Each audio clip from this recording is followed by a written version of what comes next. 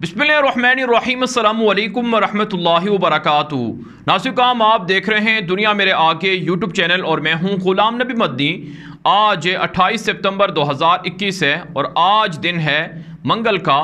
नाज़रीन, दुनिया भर से आज की 10 बड़ी खबरें आपको इस वीडियो के अंदर बताने जा रहे हैं। सबसे पहले बड़ी खबर मकबूजा कश्मीर से सामने आ रही है, जो एक इंतहाई अफसोसनाक खबर है। मकबूजा कश्मीर के अंदर आज भारतीय फ़ौज ने एक मरतबा फिर कश्मीरियों का खून बहाया है।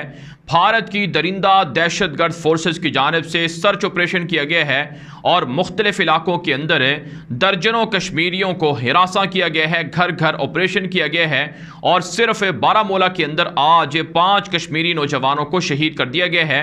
जबकि नाज़रीन, पाकिस्तान से मुल्हिका कश्मीर के इलाकों के अंदर सर्च ऑपरेशन जारी है, जिसके अंदर पाकिस्तान से आए हुए मुजाहिदीन को गिरफ्तार और शहीद करने का दावा भी भारतीय फोर्सेस कर रही हैं। भारतीय फ़ौज ने यह भी दावा किया है कि मकबूजा कश्मीर के अंदर अफ़गानिस्तान से मुजाहिदीन पाकिस्तान के ज़रिए से दाखिल हो चुके हैं, जिससे भारत की फ़ौजों पर हमले हो सकते हैं। इसलिए सर्च ऑपरेशन को और फेक इनकाउंटर के सिलसिले को बढ़ा दिया गया है। नाज़रीन, हकीकत यह है कि दुनिया इस बात को देख रही है और भारत के मज़ालिम का नोटिस नहीं ले रही है और दुनिया मकबूजा कश्मीर के अंदर कश्मीरियों के खून को और कश्मीरियों के ऊपर होने वाले मज़ालिम को भुला चुकी है। और अब अक़वाम मुत्तहिदा ने मुतालबा किया है पाकिस्तान से कि पाकिस्तान भारत के साथ मुज़ाकरात शुरू करे। नाज़रीन, जब तक कश्मीर को हल नहीं किया जाएगा, जब तक कश्मीर के मुसलमानों को आज़ादी नहीं दी जाएगी, पाकिस्तान को भारत के साथ ना तो राबते रखने चाहिए और ना ही मुज़ाकरात शुरू करने चाहिए। इसके अलावा नाज़रीन, में जो एक और बड़ी खबर सामने आ रही है, जो आज की दूसरी बड़ी खबर है, ये शाम से सामने आ रही है। शाम के अंदर मुसलमानों पर हमले हो रहे हैं। पिछले 11-12 सालों से शाम के मुसलमान बशार दरिंदे और उनके इत्तेहादियों के मज़ालिम का शिकार हैं। एक ख़बर जो सामने आ रही है कि शाम में बम धमाके हुए हैं, जिसके नतीजे में 15 अफराद जाँ बहक हुए हैं, जबकि दर्जनों अफराद ज़ख्मी हुए हैं। हलब के अंदर ये धमाके हुए हैं। दूसरी तरफ से नाज़रीन, जो रूस के फ़ौज है या रूस की जो फ़िज़ाइया है, वो बशार अल असद की फ़ोर्सेस के साथ मिलकर निहत्ते शामी मुसलमानों पर बमबारी भी कर रही है। और ख़बर ये भी सामने आ रही है कि आज शाम के अंदर ईरानी जंगजुओं पर नामालूम ड्रोन तैयारों से हमले भी हुए हैं, जिसके अंदर कई ईरानी जंगजू हलाक हुए हैं। ईरानी जंगजू भी शाम के अंदर बशार दरिंदे की फ़ोर्सेस का साथ दे रहे हैं और इसराइल की जानिब से और दीगर अमरीका वगैरह की जानिब से ईरानी जंगजुओं को टारगेट करने की इतलात सामने आ रही हैं। उम्मत मुस्लिमा शाम के मुसलमानों और इसी तरह से दीगर जगहों पर मुसलमानों पर होने वाले मज़ालिम के हवाले से कोई बड़ा इक़दाम नहीं उठा सकी है। नाज़रीन, जो आज की तीसरी बड़ी खबर सामने आ रही है, ये नाज़रीन फ़्रांस, अमरीका, बरतानिया और यूरोप की बाहमी लड़ाई के हवाले से है। फ़्रांस के सलीबी सदर इमानुएल मैक्रोन का ताज़ा बयान नशर हुआ है, जिसमें उसने यूरोप से मुतालबा किया है कि पूरा यूरोप इकट्ठा हो जाए, मुत्तहिद हो जाए अमरीका के ख़िलाफ़, क्योंकि अमरीका फ़्रांस के पीठ के अंदर खंजर घोंप चुका है। आप जानते हैं फ़्रांस ने तकरीबन $60 अरब की आबदोज़ें ऑस्ट्रेलिया को फ़रोख्त करने का मुआहिदा किया था, जो मुआहिदा अमरीका की वजह से ऑस्ट्रेलिया ने मनसूख कर दिया और अमरीका ने ऑस्ट्रेलिया को आबदोज़ें और दीगर हथियार फराहम करने का ऐलान किया, जिसकी वजह से फ़्रांस और यूरोप के दरमियान, फ़्रांस और बरतानिया के दरमियान, फ़्रांस और अमरीका के दरमियान शदीद कशीदगी जारी है और अब यूरोप के ममालिक आपस में लड़ रहे हैं। कहा जाता है कि अफ़गानिस्तान के अंदर बदतरीन शिकस्त के बाद अब यूरोप का, मगरब का ज़वाल शुरू हो चुका है और ये यूरोपीय ममालिक आपस में लड़कर मुसलमानों को फ़ायदा पहुँचा रहे हैं। इसलिए इमानुएल मैक्रोन ने अब यूरोप से मुतालबा किया है कि वो अमरीका के ख़िलाफ़ मुत्तहिद हो जाएं, क्योंकि वो एक के बाद एक यूरोप के मुल्क को टारगेट और निशाना करेगा। नाज़रीन, फ़्रांस दुनिया के अंदर मुसलमानों का सबसे बड़ा दुश्मन रहा है। यहाँ पर गुस्ताखाना खाके शाये होते रहे, मुसलमानों पर हमले होते रहे, इस्लामोफोबिया के वाक़यात होते रहे, मुसलमानों के ख़िलाफ़ मुतनाज़ा कवानीन बनाए जाते रहे। लेकिन अब अल्लाह ताला ने फ़्रांस को अज़ाब के अंदर मुब्तला कर दिए है और ये आपस में एक दूसरे के साथ गुत्थम गुत्थे हैं और आपस में एक दूसरे के ख़िलाफ़ बयानबाजी और लड़ाई की नौबत तक जा पहुँचे हैं। इसके अलावा नाज़रीन, जो आज की चौथी बड़ी खबर है, ये नाज़रीन अमरीका के मशहूर अखबार वाशिंगटन पोस्ट के अंदर पाकिस्तान के वज़ीर आज़म इमरान खान का एक आर्टिकल छपा है, कॉलम छपा है, जिसमें उन्होंने कहा है कि अफ़गानिस्तान के अंदर अमेरिका और यूरोप अपनी शिकस्त का मलबा पाकिस्तान पर ना डाले, बल्कि जो शिकस्त हुई है इसको तस्लीम करे, क्योंकि अमेरिका ने ही 3 लाख फ़ौज को ट्रेन किया था, अशरफ गनी की फ़ौजों को, जो सरेंडर हो गई, शिकस्त खा गई और तालिबान जीत गए। और अब दुनिया को तालिबान के साथ पॉजिटिव ताल्लुकात बनाने चाहिए। इसके अलावा से काम जो एक और ख़बर सामने आ रही है अफ़गानिस्तान के हवाले से ही, ये ख़बर है कि काबुल यूनिवर्सिटी के अंदर ख़वातीन के दाखिले पर पाबंदी आयद कर दी गई है। ये ख़बर न्यूयॉर्क टाइम्स ने छापी और फिर दुनिया भर के मीडिया पर यह नशर हुई। हालांकि तालिबान ने इसकी मजम्मत की है और कहा है कि ये झूठी और मन घड़त ख़बरें हैं, मन घड़त ख़बर है। काबुल यूनिवर्सिटी के अंदर ख़वातीन के दाखिले पर फ़िलहाल कोई पाबंदी आयद नहीं की गई है। तालिबान को टारगेट बनाया जा रहा है कि तालिबान ख़वातीन के तालीम के दुश्मन हैं, ख़वातीन को स्कूलों के अंदर बच्चियों की तालीम की मुखालफत कर रहे हैं। हालांकि तालिबान को एजुकेशन को ख़त्म करके इनफरादी और अलहदा सेपरेट इदारे बना रहे हैं, सेपरेट निज़ाम ला रहे हैं, ताकि फ़हाशी उरियानी और दीगर जो इस्लामी कवानीन की मुखालफत है, इस तरह के जो मसाइल हैं, इससे बचा जा सके। इसके अलावा नाज़िर काम जो आज की 5वीं बड़ी ख़बर है, यह नाज़िर काम शुमाली कोरिया से है। शुमाली कोरिया ने बहिरा जापान के अंदर एक और बैलिस्टिक मिसाइल का कामयाब तजर्बा किया है। अमरीका ने इस पर शदीद मजम्मत की है कि शुमाली कोरिया जोहरी हथियारों को तैयार करके दुनिया के अमन के लिए ख़तरा बन रहा है।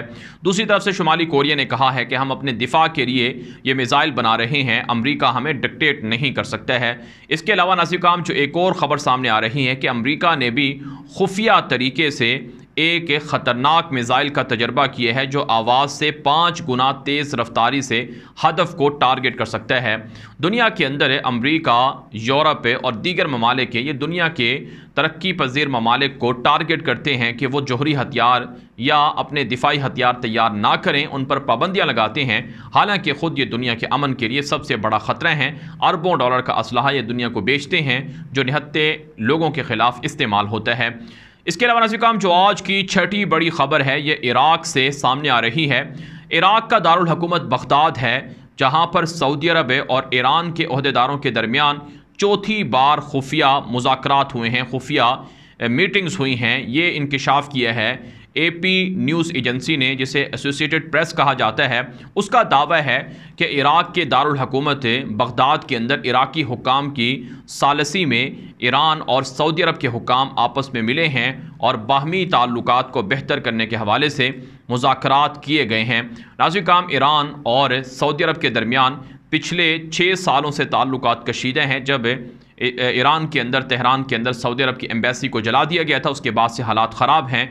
लेकिन अब कहा जाता है कि हालात को बेहतर करने के लिए और मुज़ाकरात किए जा रहे हैं। लेकिन इन मुज़ाकरात से दोनों मुल्कों के दरमियान जो ताल्लुकात हैं वो उस तरह से बेहतर नहीं हो सकेंगे जिस तरह से सऊदी अरब के दीगर ममालिक के साथ ताल्लुकात हैं। इसके अलावा नाज़िर काम जो आज की 7वीं बड़ी ख़बर है, ये बरतानिया से सामने आ रही है। बरतानिया के अंदर लेबर पार्टी है, उसने फ़लस्तीन को एक आज़ाद रियासत तस्लीम कर लिया है।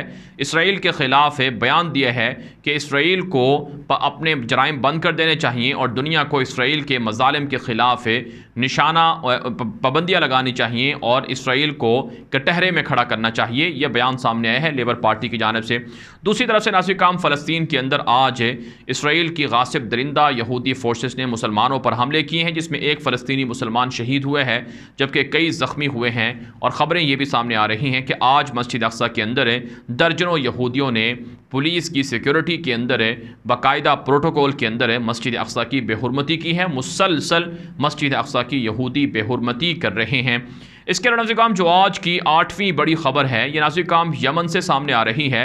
यमन के अंदर शदीद लड़ाई और झड़पें जारी हैं। मारिब का इलाका है जहाँ पर झड़पें और लड़ाई और हमले हो रहे हैं, जिसमें 100 से ज़ायद अफराद जाँ बहक हुए हैं, जाँ बहक और ज़ख्मी हुए हैं। जबकि मुजाहरे भी जारी हैं कि हूसी बागी अमरीका, सऊदी अरब और दीगर ममालिक के ईरान वगैरह यमन के अंदर मुदाखलत बंद कर दें। नाज़िर काम सच्ची बात यह है कि अमरीका और यूरोप ने अपने असलहे की फैक्ट्रियाँ चलाने के लिए यमन की जंग को, लीबिया की जंग को, शाम और इराक़ की जंग को भड़काया हुआ है, ताकि जहाँ पर जंगें हैं वहाँ पर उनका असलहा बिके और वहाँ के ममालिक उनका असलहा ख़रीदें और यूँ वो पैसे कमाएं। यमन के अंदर जो जंग है, इसमें जो असलहा इस्तेमाल हो रहा है वो सारा असलहा अमरीका की कंपनियों का तैयार करदा असलहा है, जो सऊदी अरब को और हूसियों को और इसी तरह से जो मुत्तहिदा अरब इमारात है और सऊदी अरब के इत्तेहादी हैं उनको फ़रोख्त किया जाता है।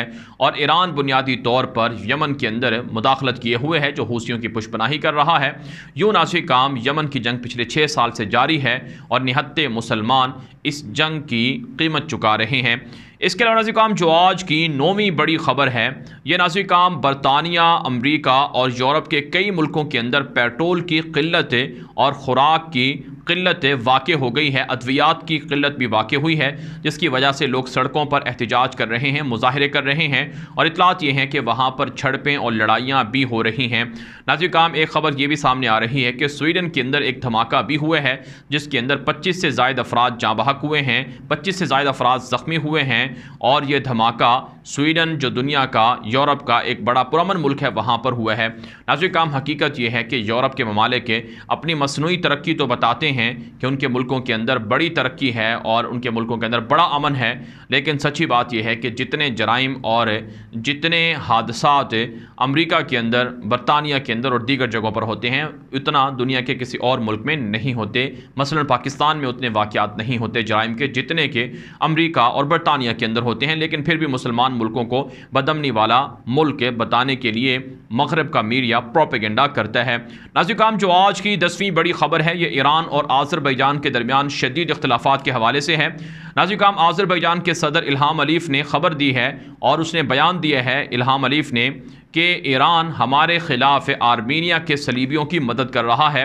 ईरान ने असलहे के ट्रक भर कर आर्मीनिया को दिए थे गुज़श्ता साल जो काराबाख की जंग हुई थी उस मौके पर, और हमने ये ट्रक पकड़े थे जिसके अंदर ईरान से असलहा आर्मीनिया के सलीबियों को मुंतकिल किया जा रहा था। इस पर ईरान की वज़ारत ख़ारजा ने सख्त तनकीद की है और कहा है कि आज़रबैजान हमारे साथ जंग शुरू कर रहा है और हमें बेजा तनकीद का निशाना बना रहा है।